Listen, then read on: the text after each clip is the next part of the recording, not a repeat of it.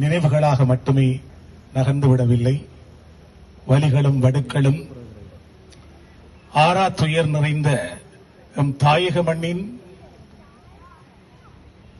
எங் மக்கள், பிஞ்சுகள், முதியவர்கள், எங்கள் ஆதி அந்தங்களை எமக்கு கற்றுத்தந்தவர்கள், அந்த மண்ணில், சொந்த மண்ணில், வரலாற்று மண்ணில், தாயக மண்ணில் உலகமே நவீன கலங்களை வைத்து வழிநடத்த ஒரு யுத்தம் எங்கள் மண் மீதும் மக்கள் மீதும் நீண்ட காலமாக வரலாற்று ரீதியாகவே அது திணிக்கப்பட்டது. 75, 76 அது ஆயுத களங்களை நோக்கி நகர ஆரம்பிக்கிறது. அதற்கு முன்னர் அதற்கு நீண்ட வரலாறு உண்டு. தமிழர்களினுடைய பாரம்பரியம், வரலாற்று ரீதியாக அதற்கு நீண்ட நெடிய காரணங்களும் உண்டு. இந்த இயற்கை சூழலோடு எமது ஆதி தமிழன் எவ்வாறு விஞ்ஞானத்தோடும் வாழ்வியலோடும் வாழ்ந்தான் என்பதற்கு மகத்தான வரலாறுகள் திரிவுகளாக்கப்பட்டு அந்நிய ஆதிக்க படையெடுப்புகள், வல்லரசுகளினுடைய சூழ்ச்சிகள், வஞ்சகம், பொறாமை நிறைந்த ஆதிக்க சக்திகள் நம்மை இங்கே கொண்டு வந்து விட்டிருக்கிறது. ஆனாலும் அந்த வீர அறமும் அன்பும் நிறைந்த எங்கள் குருதியும் எங்கள் உணர்வும் எப்பொழுதும் துவண்டு போவதில்லை. தமிழர்களுக்குள் ஒற்றுமை இல்லை என்று சொல்வார்கள் அல்லது சொல்லப்படும். அது வார்த்தையில் மட்டும்தான். யாருக்கு ஏதோ நிகழ்ந்துவிட்டால் ஊர்கூடி ஒன்றாக தேரெழுப்பது போல் நாம் இணைந்து கொள்வோம்.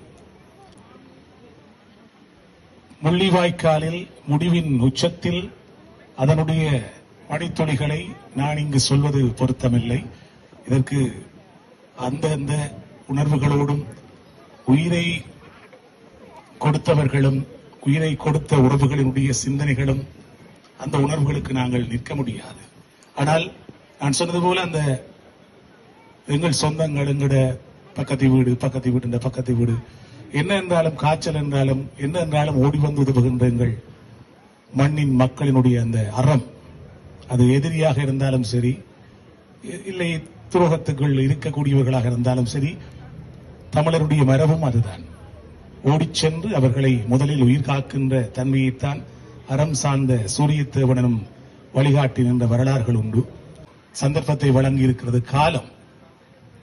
எல்லோரும் உணர்வுகளோடு இருப்பவர்கள், எல்லோருக்குமே எங்களுடைய விடுதலை வரலாறு தெரியும். அதனால் தான் நாம் இணைந்திருக்கிறோம்.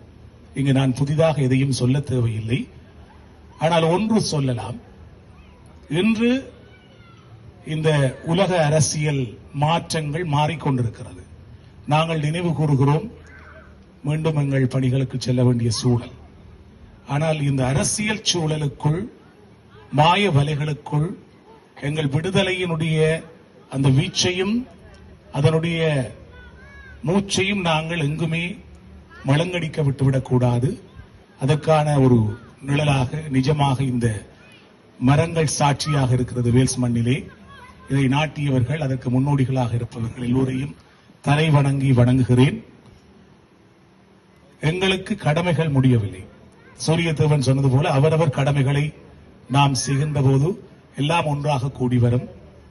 நேரடியாக அந்த மண்ணில் புதைந்த மூச்சோடு குற்றியீரும் கொலையீருமாக எங்கள் உறவுகளை அந்நிய சக்திகள், ஆதிக்க சக்திகள் புதைத்த போது இந்த உலக வல்லரசுகள் காணவில்லை, கண்டும் காணாமல் இருந்திருக்கின்றன.